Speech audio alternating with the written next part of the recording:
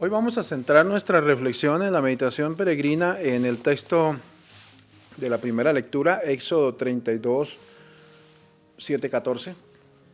Éxodo 32, 7, 14.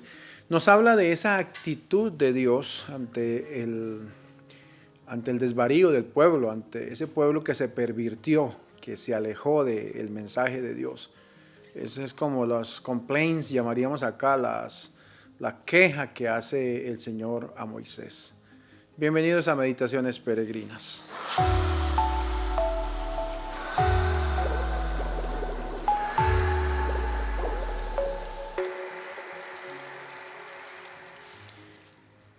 Éxodo 32, 7, 14. En aquellos días dijo el Señor a Moisés: anda, baja del monte, porque tu pueblo, el que sacaste de Egipto, se ha pervertido.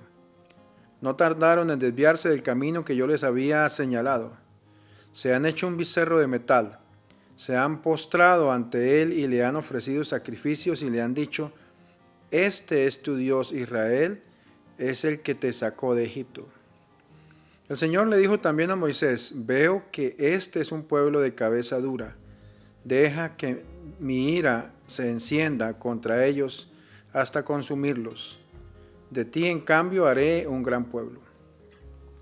Moisés trató de aplacar la ira del Señor su Dios, diciéndole: ¿por qué ha de encenderse tu ira, Señor, contra este pueblo que tú sacaste de Egipto con gran poder y vigorosa mano? ¿Vas a dejar que digan los egipcios: los sacó con malas intenciones para hacerlos morir en las montañas y borrarlos de la superficie de la tierra? Apaga el ardor de tu ira, renuncia al mal con que has amenazado a tu pueblo. Acuérdate de Abraham, de Isaac y de Jacob, siervos tuyos, a quienes juraste por ti mismo diciendo: multiplicaré su descendencia como las estrellas del cielo y les daré en posesión perpetua toda la tierra que les he prometido. El Señor renunció al castigo con que había amenazado a su pueblo. Palabra del Señor. Gloria a ti, Señor Jesús. Me parece un interesante texto este del libro de los Éxodos, del libro del Éxodo, en cuanto nos muestra un Señor que termina favoreciendo, digamos así, a la petición que le hacía en ese momento Moisés acerca de no destruir al pueblo. Y me parece también interesante que el texto bíblico también nos presenta al Señor de una manera que para nosotros puede ser extraña, donde manifiesta y se revela la ira de Dios. Y es algo que no es muy común, digámoslo así, en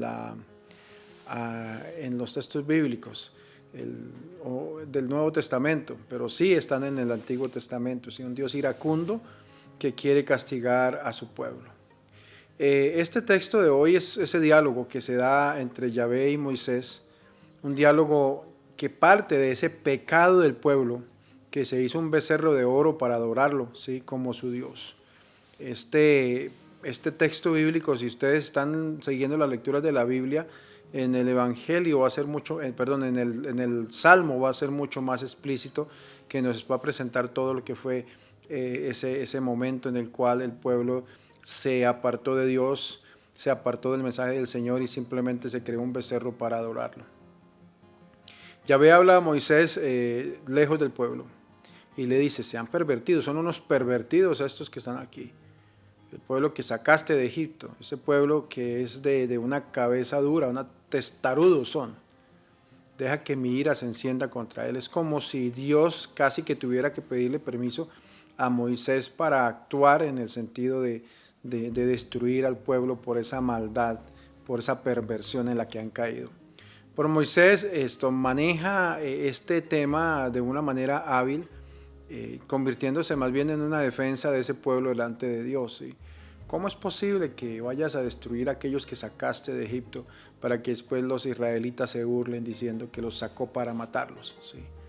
Ese es un argumento que presenta y que al parecer, como lo presenta el texto bíblico, termina siendo una de las primeras razones para que se convenza el Señor de no tomar esa determinación trágica para el pueblo. Además, le recuerda Y esto es algo también que es muy fuerte en las acusaciones, pero más que todo en la defensa que hace Moisés. Esa relación profunda que hubo entre Dios y los patriarcas, ¿sí? Empezando por Abraham, por los que le siguieron, por todo lo que fue la historia hasta ahora del pueblo de Israel, ¿verdad? Entonces es como una manera de decirle, recuerda la fidelidad de tus patriarcas. ¿Cómo es posible que ahora no vayas a darle la oportunidad de perdonar a estos descendientes perversos?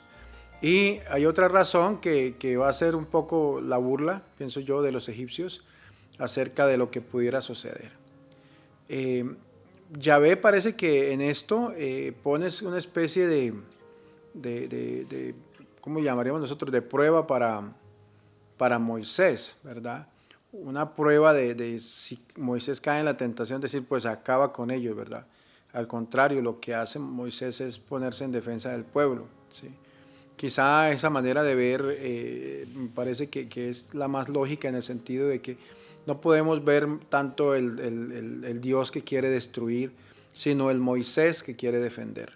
Y eso es parte como de uno de los mensajes que nos puede quedar hoy como parte ya de la reflexión de este texto bíblico, ¿sí?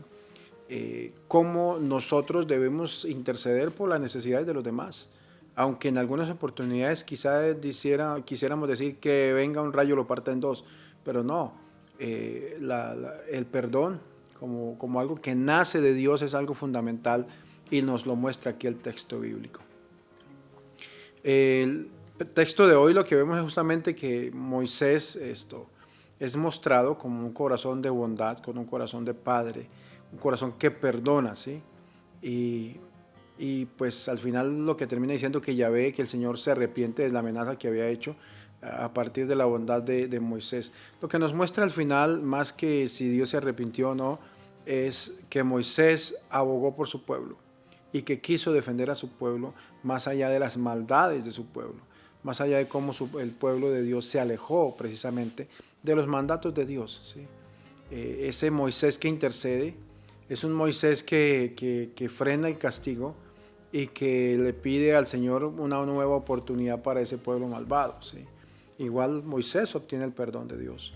Pienso que una de las cosas que podemos mirar desde este punto de vista, sin entrar a profundizar si en realidad Dios se llena de iras o no hacia alguna persona, es más bien lograr descubrir que muchas veces la voluntad de Dios puede cambiar sobre una persona, ¿sí? Ante una enfermedad, ante una situación de la vida, quizá lo que Dios espera, lo que Dios permite es que una enfermedad siga su curso, pero de la misma manera Dios se sirve de estas enfermedades para hacer milagros, para obrar milagros corporales y espirituales. En el sentido que muchas personas se sanan con base en una enfermedad, por ejemplo, y no hablo de sanación del cuerpo, de que se sane de la enfermedad milagrosamente, que sabemos que existen los milagros y que quizá de una u otra manera nosotros somos testimonio de los milagros de Dios, pero no está hablando de eso, o además de eso estamos hablando del milagro de la sanación espiritual, del hecho de descubrir el camino de Dios después de una enfermedad, después de una situación trágica en la vida que termina moviéndonos a decir la verdad, necesito de Dios, Señor, ayúdame, y Dios mismo hace una obra de salvación en las personas. Son cosas que a veces son incomprensibles, y quizá lo que encontró el escritor bíblico fue decir que Dios estaba enojado, pero más que eso pienso que es que Dios permite muchas cosas, pero espera también que nosotros oremos por las necesidades del pueblo, como lo hizo Moisés, ¿sí? Oremos por las personas que nos hacen daño. A veces pienso, por ejemplo, una experiencia personal cuando toda esta cosa que está sucediendo con el sínodo, que espera uno en la iglesia que sea una gran moción del Espíritu, y que sabe uno a dónde ha llegado el sínodo, por ejemplo, con los obispos alemanes, al borde de un cisma, ¿sí? Y entonces se pregunta uno, entonces, ¿qué hacemos? ¿Paramos el sínodo por esto o seguimos? Y entonces al final uno descubre que lo que hay que hacer es continuar en oración, ¿sí? Por lo menos aquí todos los días en la misa hacemos la oración por el sínodo, sabiendo todas estas cosas, porque pues justamente lo que se necesita es oración para que el Espíritu Santo mueva y sople donde tiene que soplar, para que le dé horizonte a la vida de nuestra comunidad, de nuestra Iglesia Católica. En ocasiones Dios no desdeña visitarnos con su gracia.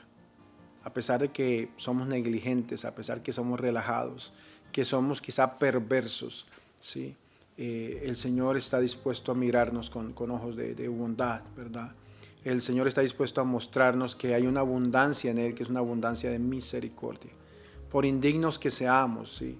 El Señor siempre busca en nuestra alma inspirarnos, despertarnos de la ceguera, despertarnos de aquellos espacios de maldad en los que quizá podemos caer, porque pues es humano que nos equivoquemos.